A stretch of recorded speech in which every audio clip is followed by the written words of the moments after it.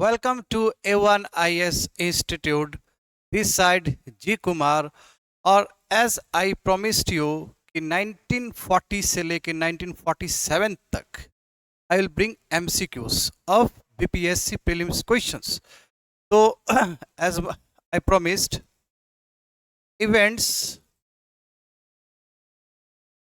between 1940 to 1947 related to Indian national movement, इससे related हम लोग आज 50 क्वेश्चंस बीपीएससी का डील करेंगे, आर गोइंग टू डील। तो स्टार्ट करते हैं फर्स्ट क्वेश्चन।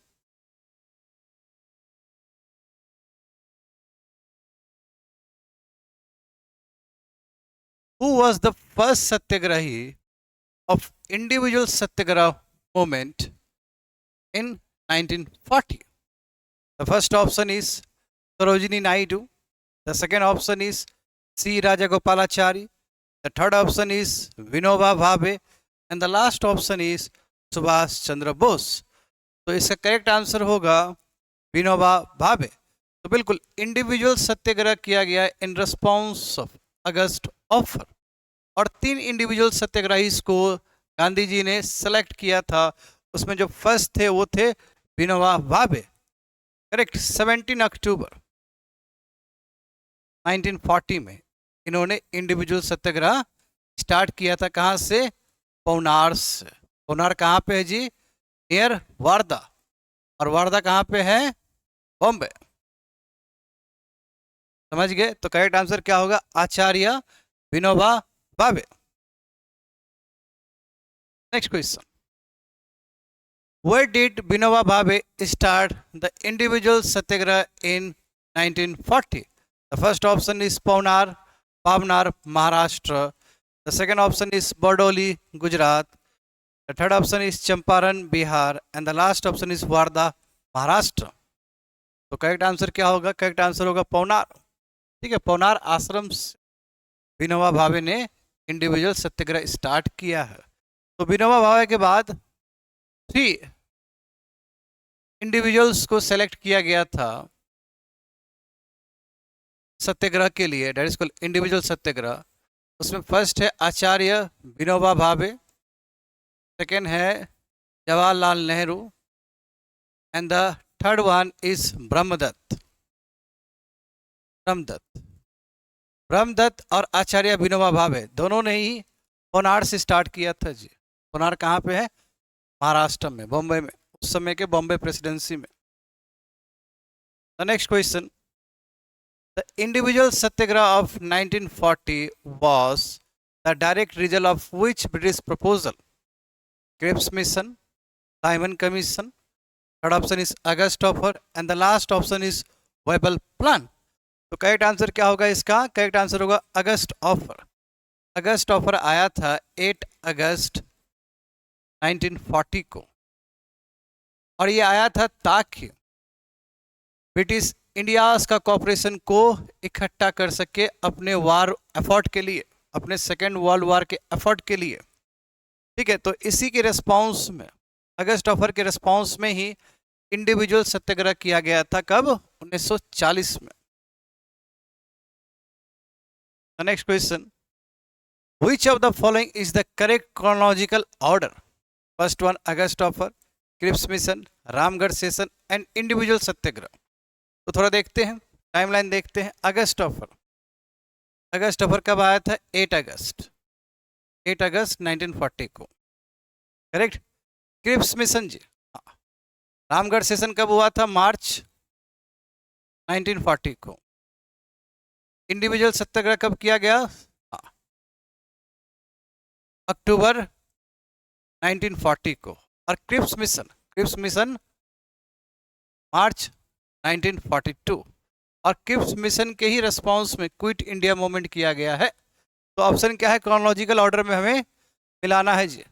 तो इस हिसाब से देखा जाए तो फर्स्ट क्या होगा? Ramgarh session, correct. Ramgarh session जो सबसे पहले हुआ है, उसके बाद देखा जाए तो yes this one Ramgarh session, उसके बाद अगस्त ऑफर, रामगढ़ सेशन के बाद अगस्त ऑफर नंबर 2। उसके बाद देखा जाए तो this one is first March 1940। उसके बाद देखा जाए तो 8 अगस्त 1940। उसके बाद देखा जाए this third one and this one is last one. Correct answer क्या होगा स्टूडेंट? करेक्ट आंसर होगा इसका 3, 1, 4 एंड 2। समझ गए? एंड 2। A for Apple. क्यों? क्योंकि सबसे फर्स्ट क्या होगा? सबसे फर्स्ट होगा आपका रामगढ़ सेशन। उसके बाद सेकंड क्या होगा? सेकंड होगा आपका 8 अगस्त 1940 डेट इज अगस्त ऑफर। उसके बाद थर्ड क्या होगा? इंडिविजुअल सत्याग्रह कब हुआ था? अक्टूबर 1940 को। एंड लास्ट वन कब होगा? क्रिप्स मिशन जो कि मार्च 1942 को हुआ है। तो ए for apple. Next question, which one of the following statements regarding the August offer is correct? तो अगस्त ऑफर को लेके कौन सा स्टेटमेंट करेक्ट है? It propose complete independence after world war second, it allowed Indian representation in viceroy executive council, it assured dominion status after war and expanded the viceroy executive council, and the last option is it recommended partition of India। देखिए ये तो हो नहीं सकता है, ठीक है, ऐसा कोई कंप्लीट इंडिपेंडेंस का बात ही नहीं था। हाँ, it allowed Indian representation in viceroy executive council, ये पहले ही हो चुका है। बट ये जो स्टेटमेंट है third statement, it assured dominion status after war and expanded the viceroy executive council, बिल्कुल ये बात रखा गया था अगस्त ऑफर में, और इसमें कहीं पे भी पार्टीशन ऑफ इंडिया का जिक्र नहीं है। तो करेक्ट आंसर क्या हो जाएगा? C for cat. The next question, the Cripps mission came to India in 1942 with the purpose of, the first option is discussing the partition plan, the second option is offering dominion status after the war in return for cooperation, the third option is repealing the Government of India Act 1935, and the last option is announcing Quit India Movement। तो इसका correct answer क्या? Cripps mission Bharat में क्यों आया? Cripps mission Bharat में इसलिए आया ताकि इंडिया का वो कॉपरेशन दे सके अपने वार एफर्ट के लिए, और उसके लिए कहा था कि yes we are going to provide you dominion status. तो करेक्ट आंसर होगा दिस वन, बिफोर वॉर। और बिल्कुल क्रिप्स मिशन के रिस्पॉन्स में ही क्विट इंडिया मूवमेंट किया गया है, तो ये ब्रिटिश ने नहीं दिया, ये इंडियंस ने चुना है कि yes we are going to fight Cripps mission with quit India movement. Question number 7. When was the Quit India resolution adopted by the Congress? The first option is 6 July 1942. The second option is 8 July 1942. The third option is 10 August 1942. And the last option is 15 August 1942. Correct answer क्या है इसका? 8 August 1942। बिल्कुल।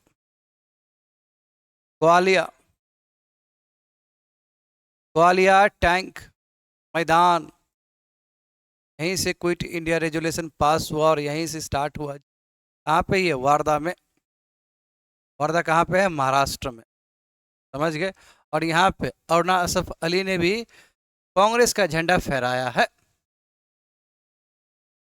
Next question, the quit India movement started after the failure of which mission?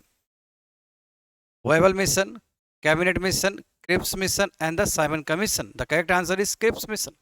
Cripps mission के failure के बाद ये quit India movement start हुआ। Cripps mission कब आया भारत में? भारत में आया था मार्च 1942 को, और क्विट इंडिया मूवमेंट भारत में लॉन्च किया गया कब? 8 अगस्त 1942 को। और इसी क्विट इंडिया मूवमेंट में गांधी जी ने डू और डाई का स्लोगन दिया था, करो या मरो। The next question, yes, who gave the slogan "Do or Die" during the Quit India movement? Jawaharlal Nehru, Mahatma Gandhi, Subhash Chandra Bose, and Vallabhbhai Patel. The correct answer is Mahatma Gandhi। और ये जो quit India movement, ये जो word है, ये जो phrase है, ये किसने कोइन किया था? Coined bye Yusuf Mehrauli. यूसुफ मेहरौली, बिल्कुल इन्होंने ही साइमन गो बैक का भी स्लोगन कोइन किया था। Next question, which of the following statements about the Quit India movement is not correct? The first statement is it was the launch in August 1942, ये correct बात है। 8 August 1942 को ये start किया गया, तो ये स्टेटमेंट ये करेक्ट है। हमें क्या पूछा जा रहा है? हमें नॉट करेक्ट स्टेटमेंट पूछा जा रहा है। सेकंड ऑप्शन ये स्पॉन्टेनियस मास मूवमेंट है, ये भी बात करेक्ट है। और ग्रेट अपराइजिंग हुआ, ग्रेट अगस्त अपराइजिंग हुआ है जी। The communist party of India fully supported, ये गलत है जी, यही आंसर होगा। कम्युनिस्ट पार्टी ने सपोर्ट नहीं किया क्विट इंडिया मूवमेंट को। इनफैक्ट कई कांग्रेस लीडर ने भी सपोर्ट नहीं किया था। एग्जाम्पल सी राजागोपालाचारी ने सपोर्ट नहीं किया था। उसके बाद देखा जाए बी आर अम्बेडकर जी ने भी सपोर्ट नहीं किया था। हिंदू महासभा ने सपोर्ट नहीं किया था। मुस्लिम लीग ने सपोर्ट नहीं किया था। समझ गए? और गांधी जी ने बिल्कुल डू और डाई का नारा तो दिया ही था। तो इनकरेक्ट स्टेटमेंट क्या हो जाएगा? सी फॉर कैट, की कम्युनिस्ट पार्टी ने सपोर्ट नहीं किया था क्विट इंडिया मूवमेंट को। Next question, who among the following was not a member of Congress working committee at the time of quit India movement? First option is मौलाना अबुल कलाम आजाद। बिल्कुल, ये तो बहुत एक्टिव थे। क्यों? जो वारदा में हुआ है meeting for quit India movement, उस मीटिंग में स्वयं मौलाना अबुल कलाम आजाद ही प्रेसिडेंट थे। सी राजागोपालाचारी, जवाहरलाल नेहरू और सरदार पटेल। तो करेक्ट आंसर क्या होगा? सी राजागोपालाचारी। सी राजागोपालाचारी ने पार्टिसिपेट नहीं किया था क्विट इंडिया मूवमेंट के टाइम में। इन्होंने बिल्कुल अपोज्ड किया था क्विट इंडिया मूवमेंट को।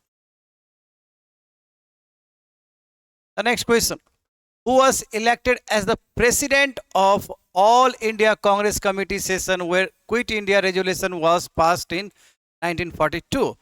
Abul Kalam Azad, Jawaharlal Nehru, JP Kripalani and Rajendra Prasad. तो करेक्ट आंसर क्या होगा इसका? अबुल कलाम आजाद। जहां तक सवाल है जेपी कृपलानी का, तो बिल्कुल ये 1946 के आईएनसी के स्पेशल सेशन, आईएनसी का एक स्पेशल सेशन हुआ था नवंबर 1946 को। कहां पे? मेरठ में। वहां पे इनको प्रेसिडेंट के रूप में चुना गया, आईएनसी के प्रेसिडेंट के रूप में चुना गया। इसलिए आज़ादी से पहले, आज़ादी से पहले मतलब 15 अगस्त 1947 से पहले जो आईएनसी के जो प्रेसिडेंट थे उनका नाम क्या है? JP Kripalani. But quit India resolution के टाइम में जो प्रेसिडेंट थे किसके? ऑल इंडिया कांग्रेस कमेटी के, तो वो है Maulana Abul Kalam Azad. A for apple. Next question, who was known as the grand old lady of the quit India movement for her leadership role? The first option is Annie Besant, Aruna Asaf Ali, Sarojini Naidu and Sucheta Kripalani. तो correct answer क्या होगा? अरुणा असफ अली। बिल्कुल, अरुणा असफ अली ने बहुत ही बेहतरीन काम किया था क्विट इंडिया मूवमेंट के टाइम में। सबसे पहले बात है कि 8 अगस्त 1942 को जब स्टार्ट हुआ, समझे, ग्वालियर टैंक मैदान से, तो उस समय इन्होंने कांग्रेस का झंडा फहराया था उसी जगह पे। नंबर 1, अंडरग्राउंड एक्टिविटीज़ में भी काफ़ी एक्टिव सक्रिय रही थी। तो क्विट इंडिया मूवमेंट के टाइम में इनका बहुत अहम रोल है, इसलिए इनको grand old lady of quit India movement भी कहा जाता है। समझ गए? Next question, Jayaprakash Narayan, Ram Manohar Lohia and Achyut Patwardhan were associated with which activity during Quit India movement? The first option is negotiation with British government. The second option is underground movement. The third option is formation of interim government. And the last option is INA activity outside India. तो इसका correct answer होगा underground movement. बिल्कुल, तो जयप्रकाश नारायण, राम मनोहर लोहिया और अच्युत पटवर्धन, इनका बहुत बड़ा योगदान था क्विट इंडिया मूवमेंट में। यदि मैं बात करूं जयप्रकाश नारायण का, तो इन्होंने ऑल इंडिया आज़ाद दस्ता भी फॉर्म किया था तराई रीजन ऑफ नेपाल में, बकरी का टापू, उस जगह पे इन्होंने बिल्कुल एक ऑर्गेनाइजेशन फॉर्म किया था। और उस ऑर्गेनाइजेशन का काम क्या था? गोरिल्ला वारफेयर करना, किसके अगेंस्ट? ब्रिटिश के अगेंस्ट। तो बहुत ही सक्रिय रहे थे ये तीनों ही पर्सनैलिटी, बहुत ही सक्रिय रहे थे in underground activities during Quit India movement. Next question, who was called the heroine of 1942 movement for her role in underground activities? The first option is Sarojini Naidu, the second option is Aruna Asaf Ali, the third option is Kamala Nehru, the last option is Vijay Lakshmi Pandit. तो correct answer क्या है इसका? अरुणा असफ अली। तो अरुणा असफ अली को heroine of 1942 movement भी कहा जाता है। क्यों? Because of her role in quit India movement. इनका बहुत ही इंपॉर्टेंट रोल था जी, समझ गए? Next question, which of the following leaders played a prominent role in organizing underground activities during Quit India movement? The first option is Rajendra Prasad and Maulana Azad. The second option is Jayaprakash Narayan and Ram Manohar Lohia. The third option is C. Rajagopalachari and Rajagopalachari Narayan. And the last option is Subhash Chandra Bose and Ras Bihari Bose. The correct answer होगा जयप्रकाश नारायण और राम मनोहर लोहिया। ये दोनों शख्सियत का बहुत ही important role था quit India movement time में, especially in underground activities. The next question, the underground radio during Quit India movement was operated by Sucheta Kripalani, Usha Mehta, Kalpana Dutt and Durga Bhabhi. Correct answer क्या होगा इसका? Correct answer होगा उषा मेहता। उषा मेहता बिल्कुल, ये underground Congress radio operate करती थी। कहाँ से? बॉम्बे से, ठीक है, ताकि जितने भी लीडर्स, कांग्रेस के जो लीडर्स है, जो वॉलंटियर्स है, उनको मैसेज पहुंच सके ठीक से regarding quit India movement. Correct answer क्या होगा? Usha Mehta. The next question is, who among the following was not associated with underground activity during the Quit India movement? The first option is Achut Padwardhan, Usha Mehta, Ram Manohar Lohia and last option is C. Rajagopalachari. Correct answer क्या होगा? सी राजागोपालाचारी। ये underground activity में involve नहीं थे। In fact इन्होंने quit India movement में participate भी नहीं किया था, ये अपोज्ड किए थे सी राजागोपालाचारी, समझ गए? ये बाकी सभी जितने पर्सनालिटी है, पटवर्धन हो, उषा मेहता हो, राम मनोहर लोहिया हो, इन्होंने बहुत ही इंपॉर्टेंट रोल प्ले किया था क्विट इंडिया मूवमेंट के टाइम में। Next question, which of the following pairs is correctly matched regarding underground leaders of 1942 movement? Usha Mehta, Congress Socialist Party, Aruna Asaf, Forward Bloc, Ram Manohar Lohia, Hindu Mahasabha, Jayaprakash Narayan, Indian national army. इसमें क्या पूछा जा रहा है कि चार option में कौन सा ऑप्शन करेक्ट है, करेक्टली मैच है? तो इसका आंसर क्या होगा? उषा मेहता। बिल्कुल, उषा मेहता कांग्रेस सोशलिस्ट पार्टी से बिलोंग करती थी। Next question, who unfold the Congress flag at the Gwalior tank maidan on 8 August 1942 and then went underground? Aruna Asaf Ali, Sucheta Kripalani, Usha Mehta and Kalpana Dutt. तो करेक्ट आंसर क्या होगा? अरुणा असफ अली। इन्होंने ही झंडा फहराया था at the beginning of quit India movement. कहाँ से? ग्वालियर टैंक मैदान। और इसी टैंक को अगस्त टैंक भी कहा जाता है, अगस्त टैंक मैदान भी कहा जाता है। क्यों? क्योंकि अगस्त में ना, अगस्त टैंक मैदान भी, क्योंकि अगस्त में ही क्विट इंडिया मूवमेंट अपने पीक पे था। बहुत ज़्यादा खतरनाक मूवमेंट हुआ था अगस्त के टाइम में। स्पेशली बात करें 8 अगस्त से लेके 13 अगस्त तक, ये बहुत ही खतरनाक आंदोलन बन के भारत के लिए निकला। Next question, the Rajagopalachari formula was related to transfer of power to Indian immediately after World War II, a proposal to resolve the Hindu-Muslim deadlock on Pakistan demand, a plan for the Cripps mission negotiation and the last option is the framework of the cabinet mission plan. तो इसका correct answer क्या होगा? इसका correct answer होगा B for ball. ये proposal था ताकि हिंदू और मुस्लिम्स का, यानी कि कांग्रेस और मुस्लिम लीग के बीच में जो डेडलॉक था वो डेडलॉक खत्म हो जाए, इसके लिए ये बिल्कुल सी राजागोपालाचारी फार्मूला डिवाइस किया गया। बट ये फार्मूला फेल हो गया जी। क्यों? क्योंकि जिन्ना अड़ा हुआ है कि हमें पाकिस्तान चाहिए, इसलिए बी फॉर बॉल होगा proposal to resolve the Hindu Muslim deadlock on Pakistan demand. Next question, which of the following was the main point of disagreement during Gandhi Jinnah talks of 1944? The first option is British attitude towards dominant status. The second option is composition of the Viceroy Executive Council. The third option is the interpretation of the term Pakistan. And the last option is participation of princely states in interim government. उसका correct answer होगा C for cat, that is the interpretation of term Pakistan. क्यों? क्योंकि जिन्ना अड़ा हुआ है कि हमें पाकिस्तान चाहिए, आज़ादी से पहले पाकिस्तान चाहिए, इंडिपेंडेंस से पहले पाकिस्तान चाहिए। और गांधी जी का मानना ये था कि कि टू नेशन नहीं होना चाहिए। एक काम करो, जितने भी मुस्लिम बाहुल्य क्षेत्र है जहां मुस्लिम डोमिनेटेड एरियाज है उसको स्टेट बना लो, वो ज़्यादा बेटर होगा ताकि एक कॉमन यूनियन मेंटेन रहे। समझ गए? तो बिल्कुल the interpretation of term Pakistan, यही क्या था, एक डिसएग्रीमेंट था गांधी जिन्ना टॉक्स में, जो कब हुआ था, 1944 में। Next question, the Gandhi Jinnah talks failed mainly because Jinnah insisted on Pakistan being considered before independence. Second option is Gandhi refused to meet Jinnah. British government rejected their joint proposal. And the last option is Jinnah demanded dominant status for Pakistan only. तो correct answer क्या होगा? ये होगा, जिन्ना पूरी तरीके से अरा रहा कि इंडिपेंडेंस से पहले हमें पाकिस्तान बना के दे दो, इसलिए फेल हो गया। और गांधी जी किसी भी रूप में नहीं चाहते थे कि पाकिस्तान बने। Next question. Desai-Liaquat Pact was an understanding between Mahatma Gandhi and Maulana Muhammad Ali Jinnah, Bhulabhai Desai and Liaquat Ali Khan, C. Rajagopalachari and Liaquat Ali Khan, and the last option is Jawaharlal Nehru and Liaquat Ali Khan. Correct answer क्या होगा? Bhulabhai Desai and Liaquat Ali Khan. बिल्कुल। तो हमें समझना होगा कि भुल्लाभाई देसाई और लियाकत अली खान ये बहुत ही अच्छे मित्र थे। ठीक है, तो गांधी जी ने फिर से ट्राई किया कि ताकि मुस्लिम लीग और कांग्रेस साथ आ सके, एक साथ आ सके, ऑन द सेम पेज आ सके, इसलिए भुल्लाभाई देसाई एंड लियाकत अली पैक्ट, लियाकत अली खान का एक पैक्ट हुआ, बट ये भी फेल कर गया जी। करेक्ट आंसर क्या होगा? Bhulabhai Desai and Liaquat Ali Khan. The next question, the main provision of the Desai-Liaquat Pact was immediate formation of interim government with equal representation from Hindus for Hindus and Muslims, creation of two dominance before end of the war. The third option is acceptance of the Pakistan demand, and the last option is separate constitution for princely state. तो इसका correct answer क्या होगा? ए for Apple. इसमें था कि interim government में half Hindus होंगे और हाफ मुस्लिम्स होंगे।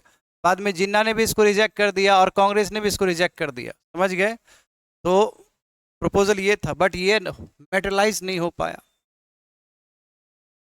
Next question, the Wavell plan was presented in Shimla conference 1945, Lucknow pact 1916, cabinet mission 1946 and Gandhi Irwin pact 1931।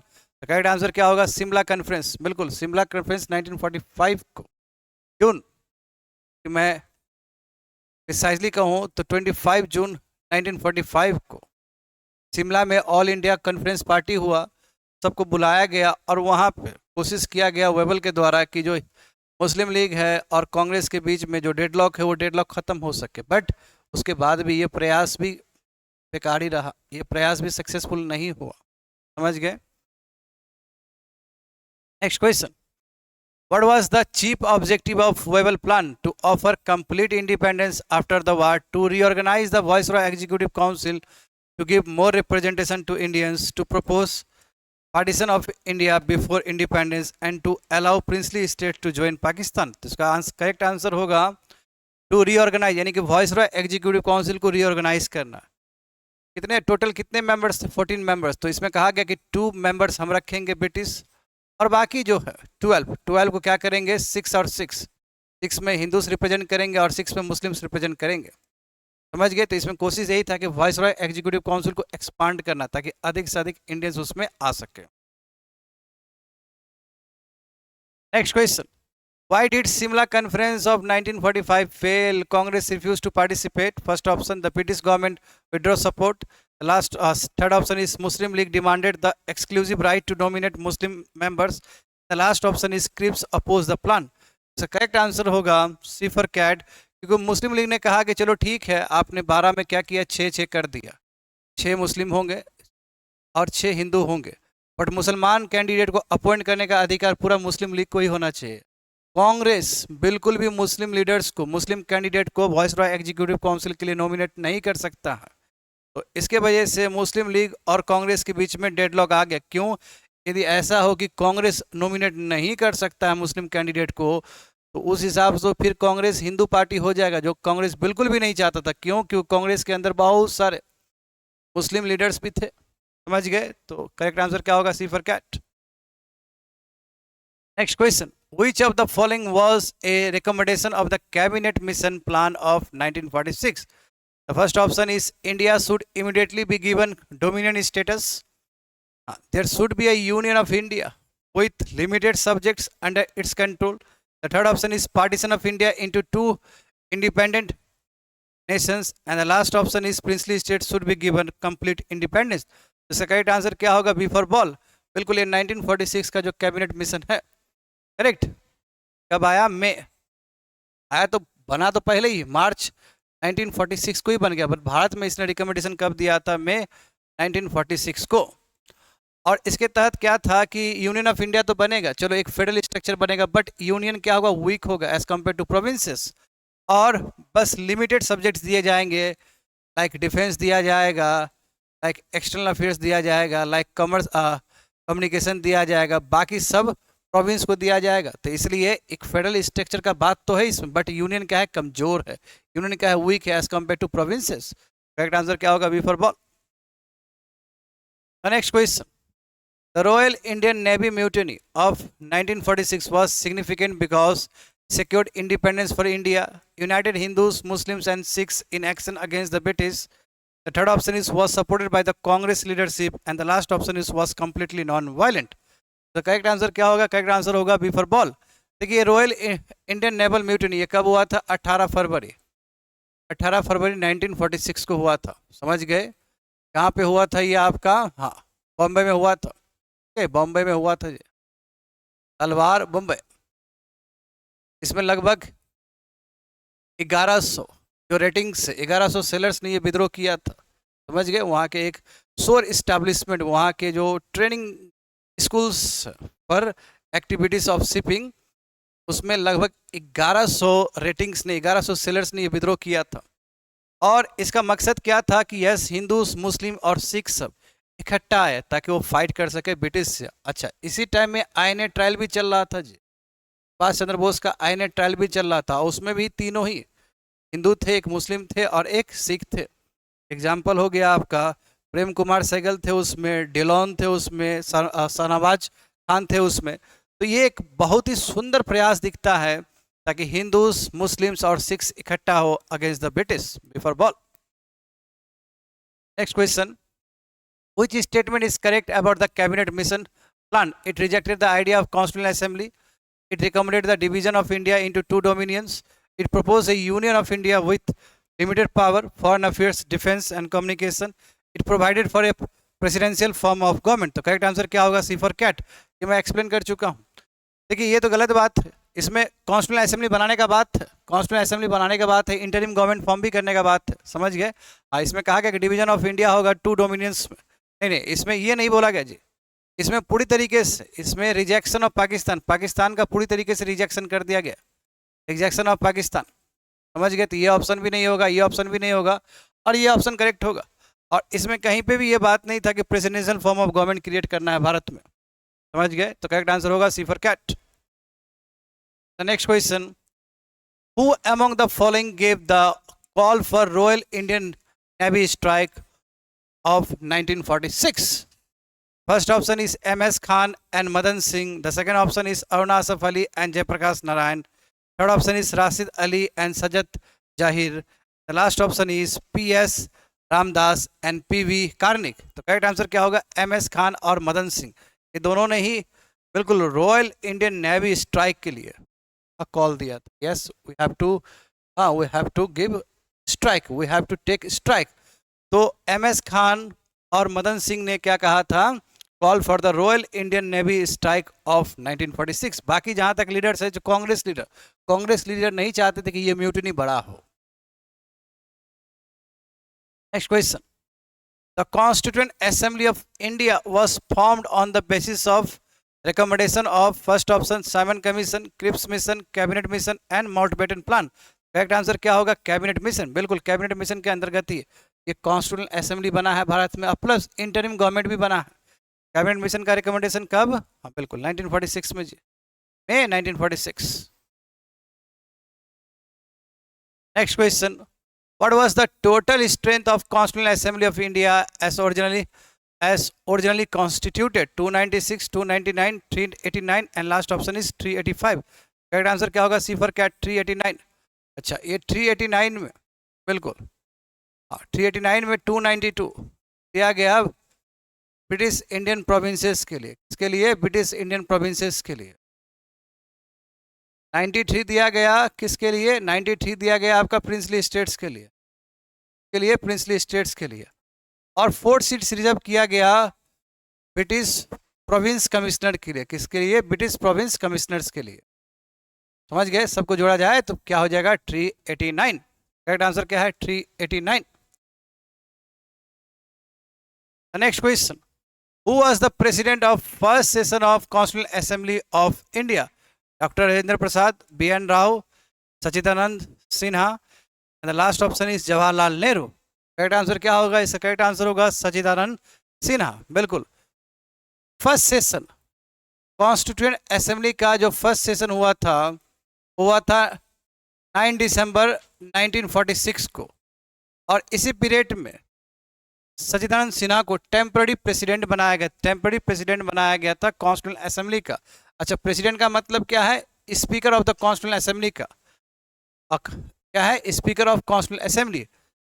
9 दिसंबर के बाद 11 दिसंबर को doctor Rajendra Prasad permanent president बने हैं कॉन्स्टिट्यूएंट असेंबली का, परमानेंट स्पीकर बने। क्यों? क्योंकि उस समय का प्रेसिडेंट का मतलब क्या है? Speaker of the constituent assembly. समझ गए? तो करेक्ट आंसर क्या होगा? Sachchidananda Sinha. Next question, the first session of constituent assembly was held on 26 November 1946, 9 December 1946, 26 January 1947, and the last option is 15 August 1947। Correct answer क्या होगा? 9 December 1946। The next question, the interim government of India was formed in 1946 under which plan? August offer, Gibbs mission, cabinet mission, and the last option is cabinet Mountbatten plan. Correct answer क्या है? Cabinet mission. The next question, who was the vice president of interim government of India formed in 1946? Rajendra Prasad, Jawaharlal Nehru, Vallabh भाई पटेल, सी राजागोपालाचारी। तो correct answer क्या होगा? जवाहरलाल नेहरू। बिल्कुल। Interim government बना था 2 सितंबर 1946 को, और जवाहरलाल नेहरू वाइस प्रेसिडेंट बने थे वाइसरॉय एग्जीक्यूटिव काउंसिल के। और जहां तक सवाल है राजेंद्र प्रसाद का, तो इनको मिला था फूड एंड एग्रीकल्चर। वल्लभ भाई पटेल को होम मिला था, home and information and broadcasting. और सी राजागोपालाचारी को बिल्कुल एजुकेशन का पोर्टफोलियो मिला था, एजुकेशन। जब भारत आज़ाद हुआ उसके बाद जो फर्स्ट कैबिनेट बने थे, तो उस समय जो एजुकेशन मिनिस्टर थे वो मौलाना अबुल कलाम आज़ाद थे। समझ गए? तो इसका करेक्ट आंसर क्या होगा? B for ball, Jawaharlal Nehru. Next question, which of the following portfolios was not held by any member of the Muslim League in the interim government of 1946? Finance, defence, railways and home affairs. Correct answer क्या? Home affairs. Home affairs Muslim League ने कभी भी interim government में control नहीं किया है, बाकी सब कंट्रोल किया है। समझ गए? बाकी समय के साथ कंट्रोल किया, बट होम अफेयर्स ने। क्यों? क्योंकि होम अफेयर्स में कौन होंगे? सरदार पटेल होंगे। समझ गए? जहां तक सवाल है फाइनेंस का, तो फाइनेंस में थे लियाकत अली खान को फाइनेंस का पोर्टफोलियो मिला था। But home affairs Sardar Patel से बाहर नहीं गया। इनफैक्ट आज़ाद होने के बाद भी, हिंदुस्तान आज़ाद होने के बाद भी होम अफेयर्स का जो पोर्टफोलियो था वो पटेल जी के अंदर ही था। Next question, who was in charge of finance portfolio in the interim government of 1946? Liaquat Ali Khan, Jagjivan Ram, John Mathai and RK Shanmukham Chetty. तो करेक्ट आंसर क्या होगा? लियाकत अली खान। जहाँ तक सवाल है जगजीवन राम का, इनको लेबर मिनिस्ट्री मिला था, लेबर। समझ गए? हाँ, लेबर मिला था। और सनमुखन चेट्टी बिल्कुल आफ्टर इंडिपेंडेंस जो फर्स्ट कैबिनेट बना उसमें सनमुखन चेट्टी क्या थे? फाइनेंस मिनिस्टर थे। क्या थे? फाइनेंस मिनिस्टर थे। But after the independence. समझ गए? After the independence. जहाँ तक सवाल है जॉन मथाई का, तो इंडस्ट्री और सप्लाई इंटरिम गवर्नमेंट के टाइम में भी और आफ्टर इंडिपेंडेंस भी। आफ्टर इंडिपेंडेंस का जो फर्स्ट कैबिनेट बना उसमें भी जॉन मथाई को यही पोर्टफोलियो दिया गया था, इंडस्ट्री एंड सप्लाई का। Next question, the interim government of India continue to function till 15 August 1947, 26 January 1947, 20 February 1947, last option is 3 June 1947। तो करेक्ट आंसर क्या होगा? 15 अगस्त 1947, यानी कि 15 अगस्त 1947 तक ये इंटरिम गवर्नमेंट कंटिन्यूड रहा है, और उसके बाद फिर से सरकार बन जाएगा खुद का इंडिपेंडेंट गवर्नमेंट। हाँ, फर्स्ट कैबिनेट इसमें फिर बनेंगे अंडर नेहरू जी, समझ गए। Next question, the Mountbatten plan was announced on 20 February 1946, 3 June 1947, 18 July 1947 and 15 अगस्त 1947। तो माउंटबेटन प्लान कब हुआ था अनाउंस्ड? 3 जून 1947 को। और यहीं पे बात आ गया फ्रीडम विथ पार्टीशन, फ्रीडम होगा किसके साथ? पार्टीशन के साथ। और बिल्कुल 15 जून 1947 को पार्टीशन प्लान पूरी तरीके से पास कर दिया गया। और 30 जून 1947 को बाउंड्री कमीशन भी बना है। बाउंड्री कमीशन, पाकिस्तान और इंडिया का डिवीजन किस तरह हो, बाउंड्री क्या हो, उसके लिए 30 जून 1947 को बाउंड्री कमीशन बना under sir Radcliffe. Who among the following headed the Boundary Simon Commission for the partition of Punjab and Bengal in 1947? Lord Wavell, Sir Radcliffe, Sir Stafford Cripps, and last option is Lord Ismay। तो correct answer क्या होगा? Sir Radcliffe. बिल्कुल, ये जो boundary commission बना, ये दो boundary commission बना था, एक बना था पंजाब के लिए और एक बना था बंगाल के लिए, और दोनों के हेड कौन थे? Sir Radcliffe. और ये कब बना था जी? ये बना था आपका 30 जून 1947। और ये जो बाउंड्री कमीशन है, it is a part of Mountbatten plan, is a part of Mountbatten plan. और माउंटबेटन प्लान कब आया था? 3 जून 1947 को, समझ गए।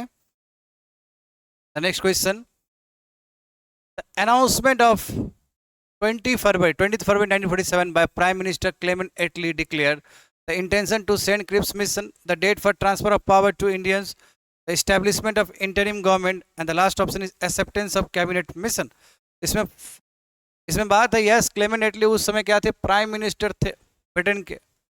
और किस पार्टी से बिलोंग करते थे? ये लेबर पार्टी से बिलोंग करते थे जी, लेबर पार्टी से। इससे पहले प्राइम मिनिस्टर कौन थे? इससे पहले जस्ट पहले विंस्टन चर्चिल थे जी। हाँ, और क्लेमेंट एटली के जाने के बाद भी फिर विंस्टन चर्चिल आएंगे, समझ गए। तो इसका राइट आंसर क्या होगा? कि yes, complete transfer of power. और इसमें कहा गया था कि 30 जून 1948 तक हम कंप्लीट ट्रांसफर ऑफ पावर कर देंगे इंडिया को, और उससे पहले ही भारत आजाद हो गया। Next question, the Indian independence act of 1947 was passed by British parliament, Indian constitutional assembly, house of lords only and the viceroy executive council. तो करेक्ट आंसर क्या होगा? British parliament. तो British parliament's Indian independence act pass किया गया, और कहा गया कि 15 अगस्त 1947 को टू डोमिनियंस स्टेटस क्रिएट होगा, that is Pakistan and India, समझ गया। और दो कॉन्स्टिट्यूशनल असेंबली भी बनेंगे, एक पाकिस्तान के लिए और एक इंडिया के लिए। Next question, the Indian independence act of 1947 provided for complete independence and a republican form of government. The second option is partition of India and the creation of two dominions. The third option is continuation of British sovereignty till 1950. The last option is independence under the Simon Commission's recommendation. Correct answer क्या होगा इसका? कि yes, partition होगा भारत का, और उसके बाद दो डोमिनियंस क्रिएट होंगे, एक इंडिया एंड पाकिस्तान, और दोनों का ही अपना कॉन्स्टिट्यूएंट असेंबली भी बनेगा। करेक्ट आंसर क्या होगा? B for ball. Next question, under the Mountbatten plan, the princely states were given the option to join either India or Pakistan, declare complete independence, join only India, and the last option is join only Pakistan। तो correct answer क्या होगा? join either India और पाकिस्तान, समझ गए। चाहे तो India को join करो, चाहे पाकिस्तान को ज्वाइन करो। किस प्लान के अंतर्गत था ये? Mountbatten plan. और ये प्रिंसली स्टेट्स को एक स्पेस दिया गया कि या तो आप इंडिया में जाना चाहते हो तो इंडिया में जा सकते हो, या फिर पाकिस्तान में जाना चाहते हो तो पाकिस्तान में जा सकते हो। Next question, which British official was responsible for announcing the plan for partition of India on 3rd June 1947? Lord Wavell, Clement Attlee, Lord Mountbatten and Stafford Cripps। तो करेक्ट आंसर क्या होगा? Lord Mountbatten. बिल्कुल, 3 June 1947 को Mountbatten अपने plan के साथ आते हैं, और उसी के तहत पार्टीशन होता है। Next question, the Indian independence act was passed by British parliament on 20 February 1947, 3rd June 1947, 18 July 1947 and the last option is 15 August 1947. Correct answer क्या होगा? 18 जुलाई 1947 को ब्रिटिश पार्लियामेंट से ये लेजिस्लेशन पास हुआ था. The last option of today's session. According to the Indian Independence Act 1947, which of the following provisions was made? India would be given dominion status with immediate effect. The second option is all princely states were declared independent. The third option is India and Pakistan were to share a common governor general. The last option is Constitutional Assembly was to be dissolved. So correct answer होगा A for apple.